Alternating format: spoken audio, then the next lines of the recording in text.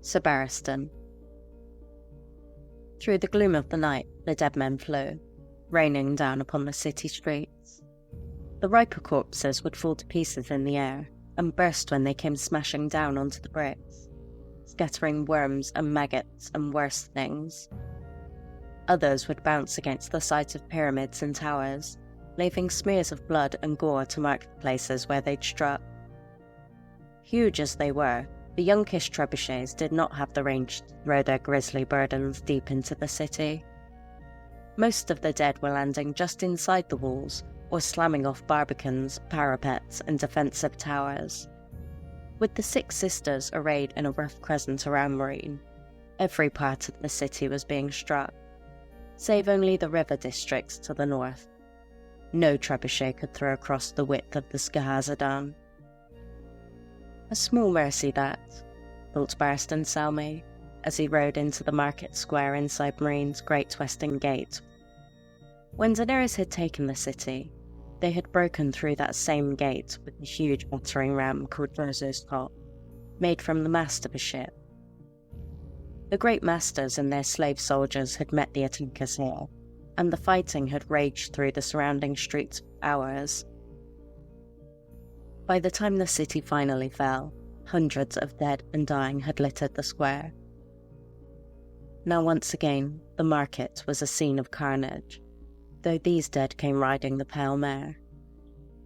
By day, Meereen's brick streets showed 100 hues, but night turned them into a patchwork of black and white and grey. Torchlight shimmered in the puddles left by recent rains, and painted lines of fire on the helms and greaves and breastplates of the men. Sir Barristan Selmy rode past them slowly. The old knight wore the armour his queen had given him, a suit of white enamelled steel inlaid and chased with gold. The cloak that streamed from his shoulders was as white as winter snow, as was the shield slung from his saddle. Beneath him was the queen's own mount, the silver mare Khal Drogo had given her upon their wedding day. That was presumptuous, he knew, but if Daenerys herself could not be with them in their hour of peril, Sir Barristan hoped the sight of her silver in the fray might give heart to her warriors, reminding them of who and what they fought for. Besides, the silver had been years in the company of the Queen's dragons, and had grown accustomed to the sight and scent of them. That was not something that could be said for the horses of their foes.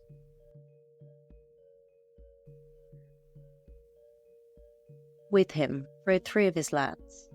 Tumco Lo carried the 3-headed dragon banner of House Targaryen, red on black. Larrick the Lash bore the white forked standard of the King's Guard, 7 silver swords encircling a golden crown. For the Red Lamb, Selmy had given a great silver-banded war horn, the sound commands across the battlefield. His other boys remained at the Great Pyramid. They would fight another day, or not at all. Not every squire was meant to be a knight. It was the hour of the wolf, the longest, darkest hour of the night. For many of the men who had assembled in the market square, it would be the last night of their lives. Beneath the towering brick facade of Meereen's ancient slave exchange, 5,000 unsullied were drawn up in 10 long lines. They stood as still as if they had been carved of stone, each with his 3 spears, short sword and shield. Torchlight winked off the spikes of their bronze helmets, and bathed the smooth-cheeked faces beneath.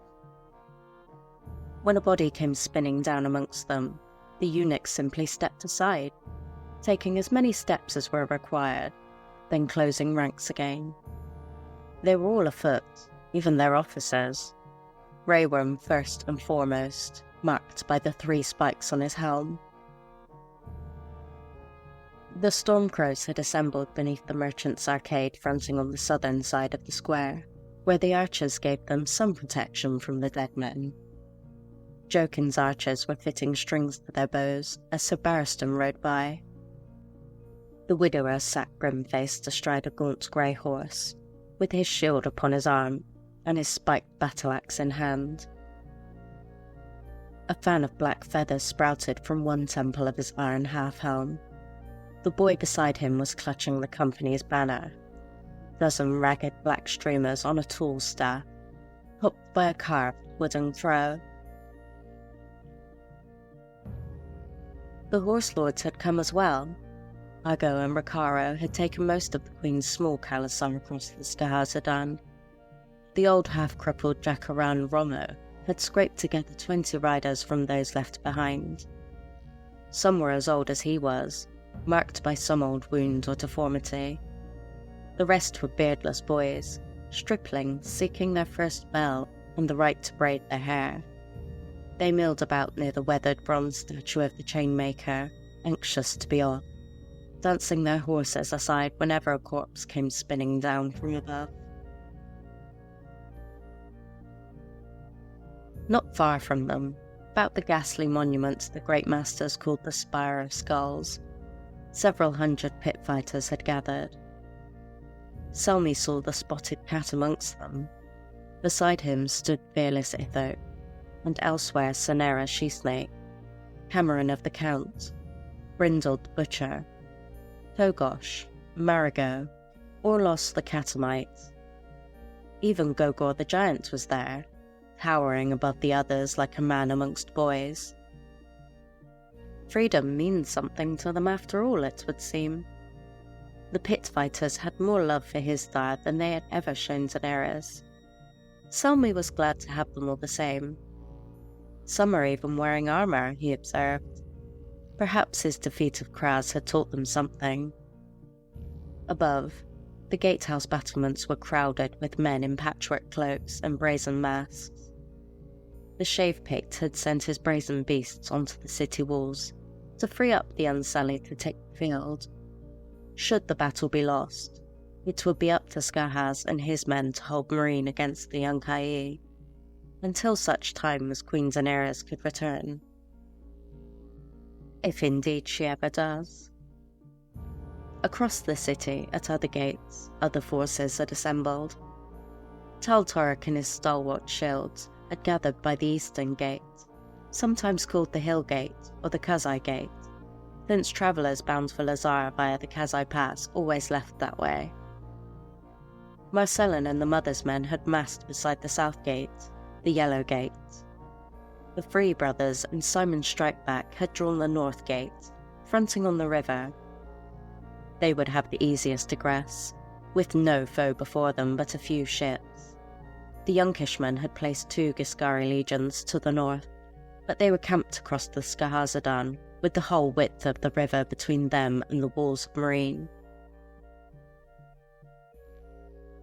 The main Yunkish camp lay to the west, between the walls of Meereen and the warm green waters of Slavers Bay. 2 of the trebuchets had risen there, one beside the river, the second opposite Meereen's main gates, defended by 24 of Yunkai's wise masters, each with his own slave soldiers. Between the great siege engines were the fortified encampments of 2 Giscari legions. The Company of the Cat had its camp between the city and the sea. The foe had Telosi slingers too, and somewhere out in the night there were 300 Illyrian crossbowmen. Too many foes, Sir Barristan brooded. Their numbers must surely tell against us. This attack went against all of the old knight's instincts. Meereen's walls were thick, strong. Inside those walls, the defenders enjoyed free advantage. Yet he had no choice but to lead his men into the teeth of the Yunkish siege lines, against foes of vastly greater strength. The White Bull would have called it folly. He would have warned Barristan against trusting sellswords too.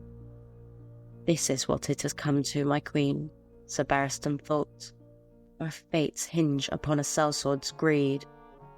Your city, your people, our lives.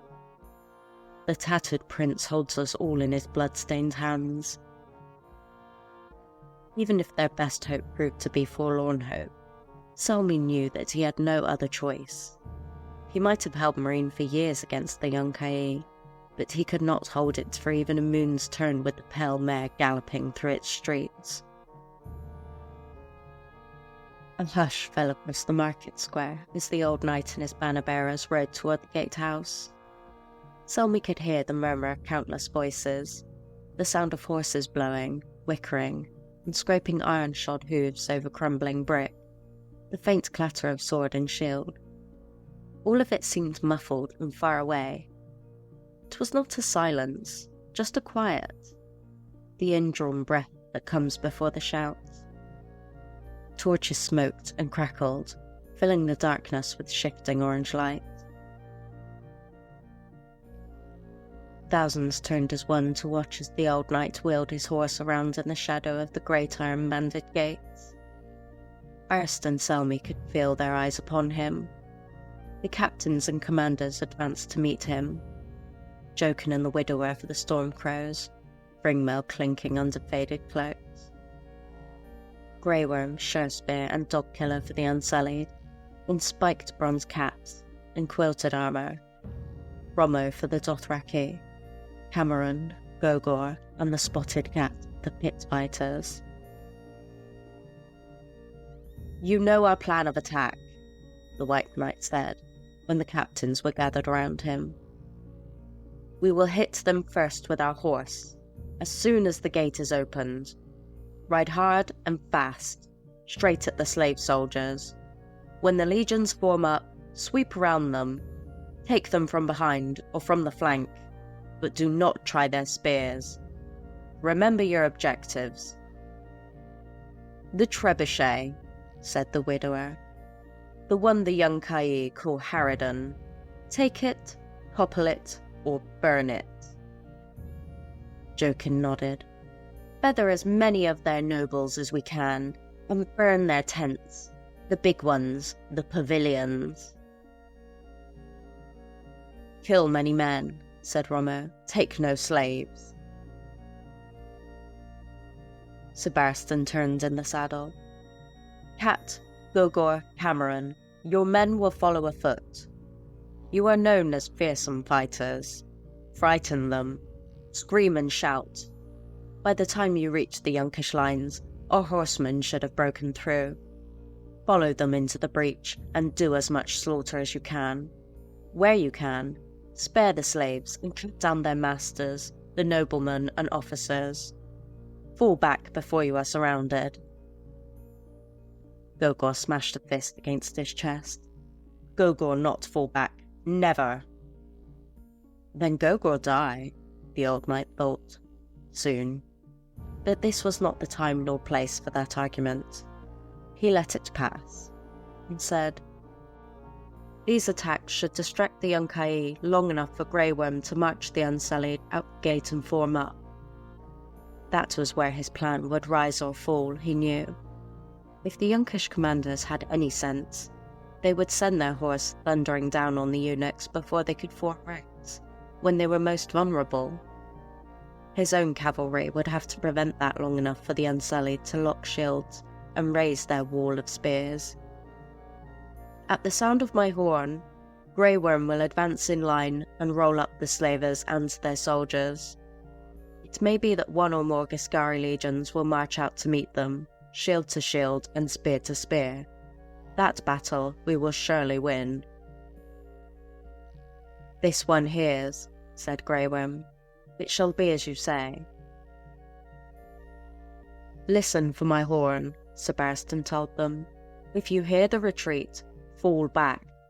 Our walls stand behind us, packed with brazen beasts. Our foes dare not come too close, or they will find themselves in crossbow range. If you hear the horn sound advance at once. Make for my standard or the Queen's." He pointed at banners in the hands of Tumcolo and Larrick. The widower's horse sidled to his left. "And if your horn falls silent, Sir Knight? If you and these green boys of yours are cut down?" It was a fair question. Sir Barristan meant to be the first through the Yunkish lines. He might well be the first to die. It often worked that way. "If I fall, command is yours. After you, Jokin, then Grey Worm. Should all of us be killed, the day is lost, he might have added. But they all knew that, surely, and none of them would want to hear it said aloud. Never speak of defeat before a battle, Lord Commander Hightower had told him once, when the world was young, for the gods may be listening. And if we come upon the captain? Asked the widower. Dario Naharis. Give him a sword and follow him. Though Barristan Selmy had little love and less trust for the Queen's paramour, he did not doubt his courage, nor his skill at arms. And if he should die heroically in battle, so much the better. There are no further questions. Go back to your men and say a prayer to whatever god you believe in. Dawn will be on us soon. A red dawn, said Jokin of the Stormcrows. A dragon dawn, thought Sir Barristan. He had done his own praying earlier, as his squires helped him don his armour. His gods were far away across the sea in Westeros, but if the Septons told it true, the Seven watched over their children wherever they might wander. Sir Barristan had said a prayer to the crone, beseeching her to grant him a little of her wisdom, so that he might lead his men to victory. To his old friend, the warrior, he prayed for strength. He asked the mother for her mercy, should he fall. The father he entreated to watch over his lads, these half-trained squires who were the closest things to the sons he would ever know. Finally, he bowed his head to the stranger. You come for all men in the end, he had prayed. But if it please you, spare me and mine today, and gather up the spirits of our foes instead. Out beyond the city walls, the distant thump of a trebuchet releasing could be heard. Dead men and body parts came spinning down out of the night. One crashed amongst the pit fighters, showering them with bits of bone and brain and flesh. Another bounced off the chainmaker's weathered bronze head and tumbled down his arm to land with a wet splat at his feet. Swollen legs splashed in a puddle not 3 yards from where Selmy was waiting on his queen's horse. The pale mare, murmured Tumco low. His voice was thick, his dark eyes shiny in his black face. Then he said something in the tongue of the basilisk girls that might have been a prayer. He fears the pale mare more than he fears our foes, Sir Barristan realised. His other lads were frightened too. Brave as they might be, not one was blooded yet. He wheeled his silver mare about. Gather round me, men. When they edged their horses closer, he said, I know what you are feeling. I have felt the same myself 100 times. Your breath is coming faster than it should. In your belly, a knot of fear coils like a cold black worm. You feel as though you may need to empty your bladder, maybe move your bowels. Your mouth is as dry as the sands of dawn. What if you shame yourself out there, you wonder? What if you forget all your training? You yearn to be a hero, but deep down inside, you fear you might be craven. Every boy feels the same way on the eve of battle. Aye, and grown men as well. Those Stormcrows over there are feeling the same thing. So are the Dothraki. There is no shame in fear, unless you let it master you. We all taste terror in our time. I am not afraid. The Red Lamb's voice was loud, almost to the point of shouting. Should I die, I will go before the great shepherd of Lazar, break his crook across my knee, and say to him, Why did you make your people lambs, when the world is full of wolves? Then I will spit into his eye. Sir Barristan smiled. Well said, but take care that you do not seek death out there, or you will surely find it. The stranger comes for us all, but we need not rush into his arms. Whatever might befall us on the battlefield, remember, it has happened before, and to better men than you. I am an old man, an old knight, and I have seen more battles than most of you have years. Nothing is more terrible upon this earth, nothing more glorious, nothing more absurd. You may retch, you will not be the first. You may drop your sword, your shield, your lance. Others have done the same. Pick it up and go on fighting. You may foul your breeches. I did in my first battle. No one will care. All battlefields smell of shit. You may cry out for your mother, pray to gods you thought you had forgotten, howl obscenities that you never dreamed could pass your lips. All of this has happened too.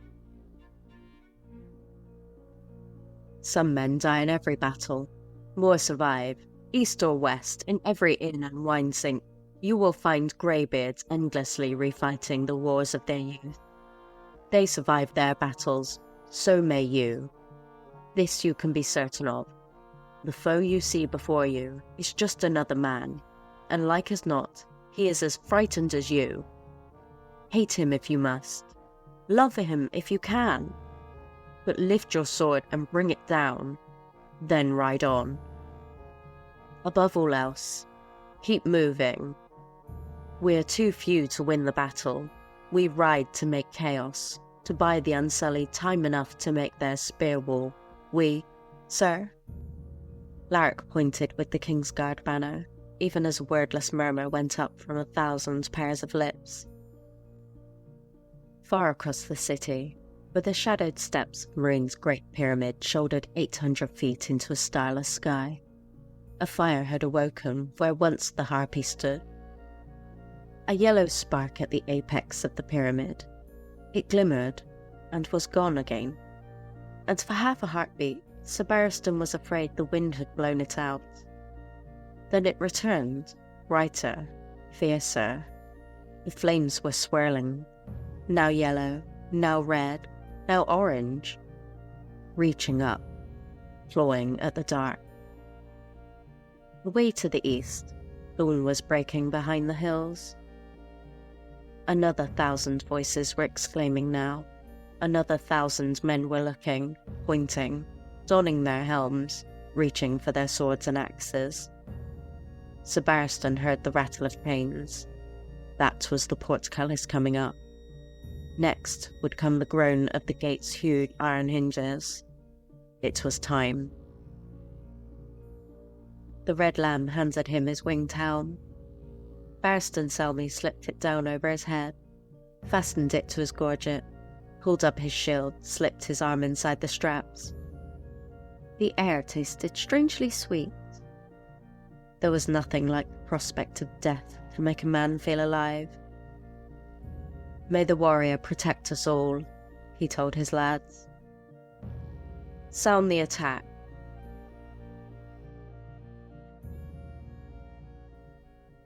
That was the Barristan chapter. Cheerio.